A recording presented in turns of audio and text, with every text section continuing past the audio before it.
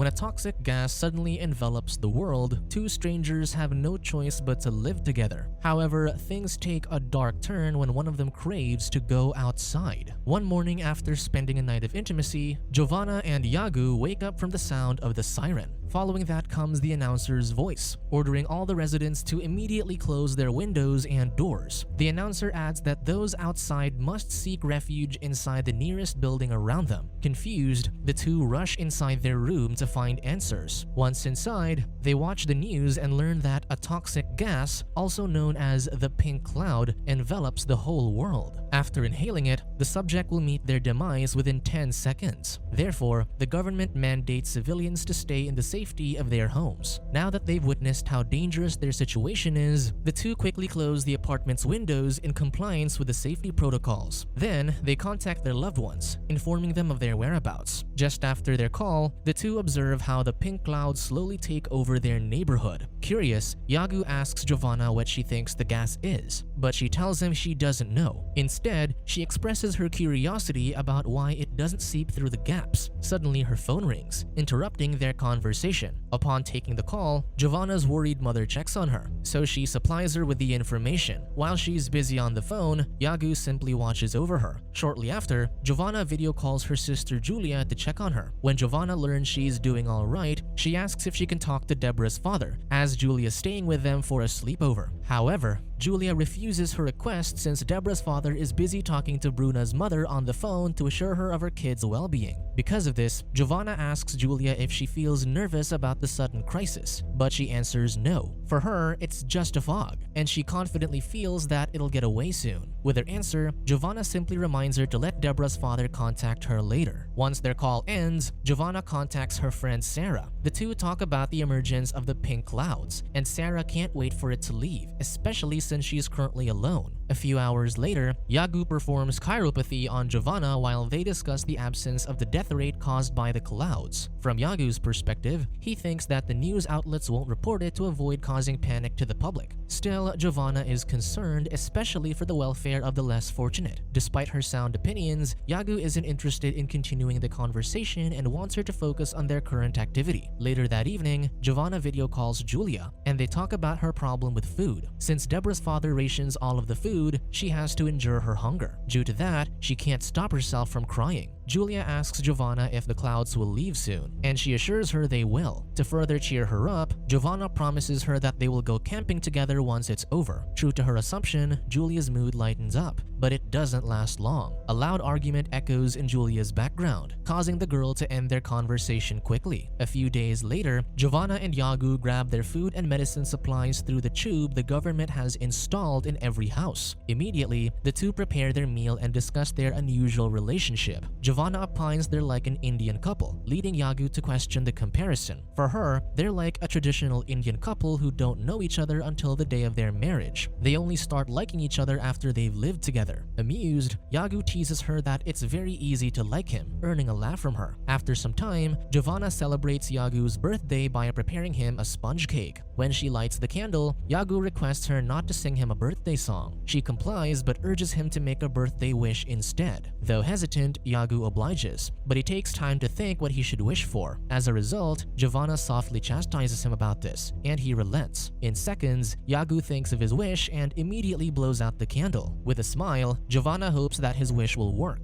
but Yago just nods. Upset is evident on his face. Therefore, Giovana tries to lighten up his mood by assuring him that the clouds will eventually disappear. Regardless of her encouragement, Yago begins to feel hopeless about their situation. To support her claims, Giovana reveals that upon watching the news, she learns that the crisis will probably end by winter and it's just a manifestation of climate change. Yago nods as a sign of his acknowledgement, but it doesn't mask the persistence of his negative emotions. During the night, Yago video calls his father Hui to check on him, but his home health nurse, Diego, does the honor of disclosing their current situation. Diego reveals that Hui's medicines are running out, so they opt to contact the company that can deliver them. The downside is that they have to pay double to receive it. Because of this, Yago asks for his account number so that he can wire some money for medication and food. Diego acknowledges this, but he doesn't let Yago off the hook. He requests that Yago wire his salary as well. With a sigh, Yago accepts his request and asks him the amount he'll send to his account. out. Once the negotiation's done, Yago ends the call. Since his responsibilities are piling up, Yago can't contain his frustration and confides to Giovana about how a chiropractor like him can make money if he can't touch people. Upon hearing that, Giovana offers to help him financially, leaving him speechless. The following day, the two have a conversation about having children together, especially since they've become more intimate lately. However, their perspectives clash as Yago wants to have them, whereas Giovana doesn't. Defensively, she argues that she feels like she'll be tied down with responsibilities she's not ready for once she bears children. Yago calms the frantic Giovana and opines that if the clouds don't leave, their current situation will be perfect to ease her worries. Finding it ridiculous, Giovana chastises him for his selfishness. For her, being confined inside a four-cornered room is awful, and a child doesn't deserve to be raised in such an environment. Still, Yago believes a child can be happy, and Giovana's fondness for her freedom hinders her from wanting them. Giovana doesn't deny that she loves her freedom, but since Yago makes her feel shallow, she curses him and leaves. Shortly after their fight, Yago once again opens up the topic of having kids. This time, he opines that maybe she doesn't want them because she's pessimistic about the future. Giovana finds his accusation funny, so she sets things straight with him. Frankly, she tells him that once the clouds finally leave, he can have children with someone who deserves him.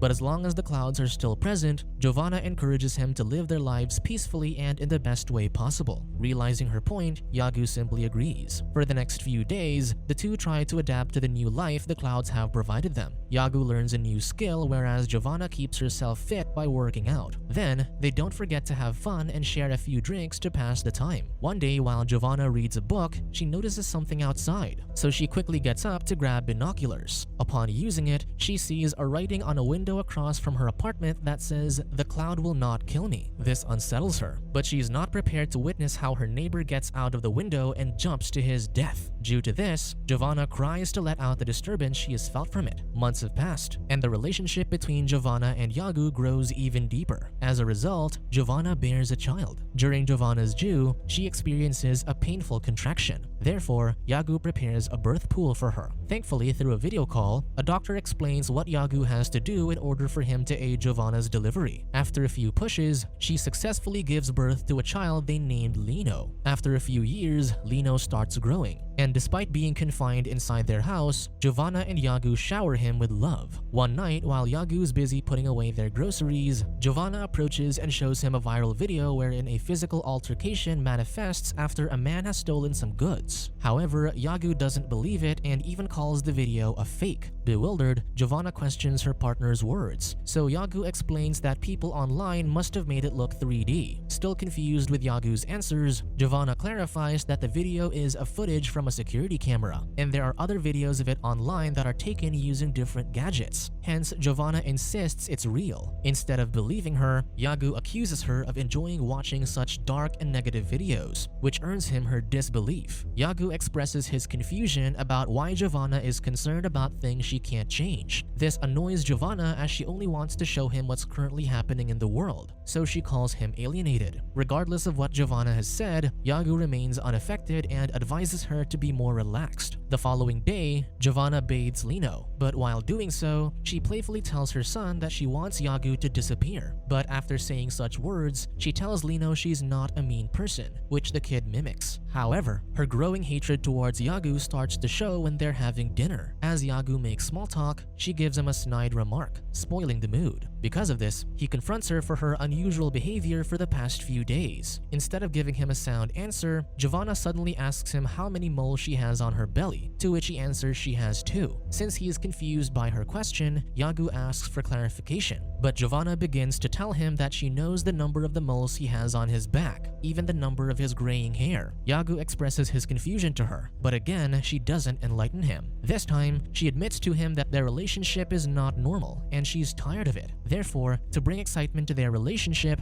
the two perform a roleplay wherein they create a scenario of strangers meeting for the first time. Though the first set of the roleplay works, the second one doesn't since Yago messes up, mistakenly mixing reality with fiction. As a result, result, Giovana ends their activity alongside their relationship. With her sudden decision, Yago refuses, especially since they have a child together. No matter what he says, Giovana's made up her mind, so she immediately informs him of their new arrangement. They have to sleep in different rooms, take turns taking care of Lino, and even create a schedule on who will use the kitchen. Giovana suggests all of these so they don't bump into each other. After a few days, the two begin co-parenting their son. During Yago's turn, he's gentle and patient with Lino. On the other hand, Giovana's a little strict towards Lino, especially when he's picky with his food. One night while Giovana reads a book, she hears Yago having an intimate call with another woman, disturbing her peace. Fed up, she gets up and unplugs their Wi-Fi router. Now that his fun's interrupted, Yago requests Giovana to plug their Wi-Fi back, but he doesn't receive any response from her. Due to that, he just proceeds to get dressed, but a phone call catches his attention. He sees that the caller is Hui, so he immediately answers it.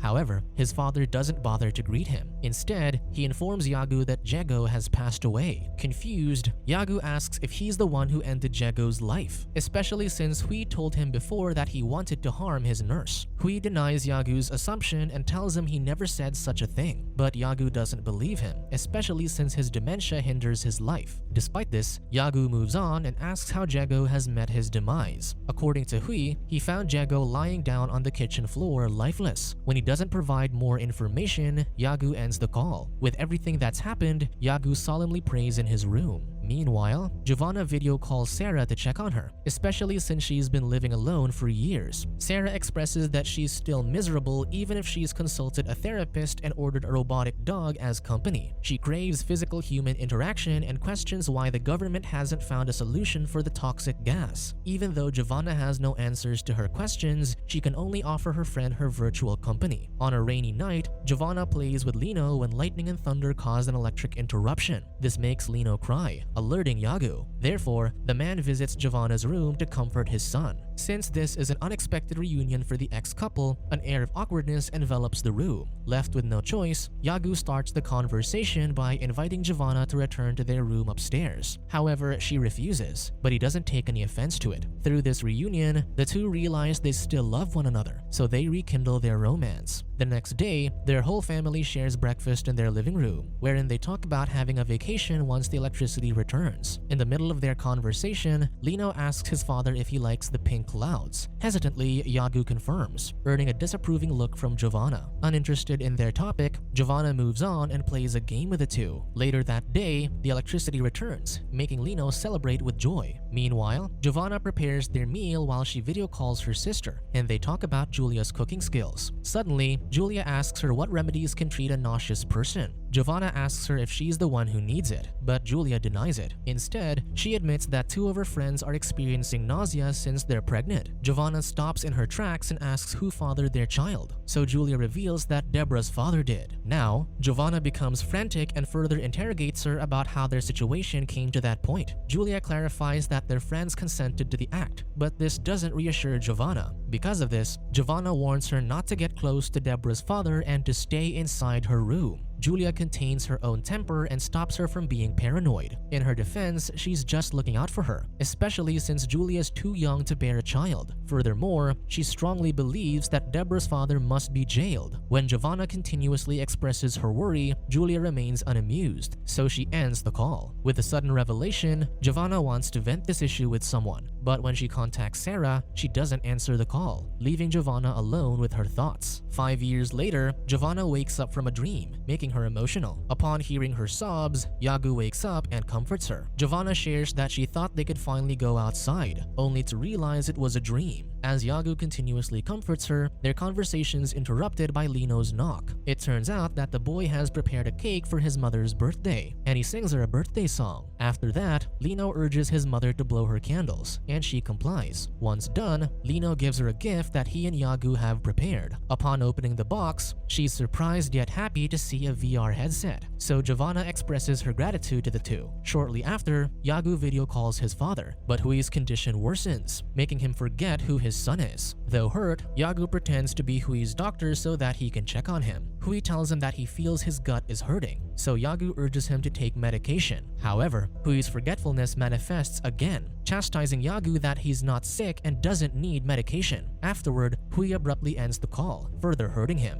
Due to that, Yago can't contain the hurt he's feeling, so he lets himself cry. Meanwhile, Giovana uses her VR helmet to immerse herself in nature and finally get a taste of the outside world. Suddenly, she bumps into her window, returning her to the sad reality. During the night, the couple wakes up from Lino's call, urging them to look at the clouds outside, making them wonder what it means. Hence, they watch the news wherein they learn that it's speculated to be harmless, but some say it's an omen that humanity is ending. Nevertheless, Giovana is optimistic that it's a sign that they can finally go outside. Therefore, she packs her clothes and video calls Julia, hoping to hang out on a beach. On the other hand, Yago doesn't want to be complacent, and he prays that nothing bad will happen. Moments later, Giovana looks out the window and sees that the green clouds have turned white, making her ecstatic. However, her smile changes to tears when the white clouds return to pink. After a few days, Giovana becomes obsessed with her VR helmet, prioritizing it more than spending time with her family. Because of her lousy behavior, Yago calls her out, especially since she no longer eats with them. Giovana blames them for giving her the VR, but Yago tells her only to use it occasionally. This leads to them arguing, especially about Lino's welfare. Giovana is paranoid about her son's future, afraid that he'll be alone once they pass away. Contrary to this, Yago opines that Lino can have a girlfriend online and won't suffer as much as them since he's used to a confined environment. Giovana doesn't let him off the hook yet, and they begin fighting about the future, wherein they'll pass away and Lino has to take care of their bodies. When Yago remains calm about it, Giovana questions him about what his father did to Jago's body before. This time, Yago becomes silent, so she presses him more for an answer. He admits that he stopped calling his father since Huey no longer recognizes him. Confused, Giovana questions Yago's character and mocks him for being too laid back before. This further leads to them arguing, and Yago can't contain his anger, so he curses at her. He chastises Giovana for her words, telling her she has no right to reprimand him when she spends most of her time with her VR helmet. With that,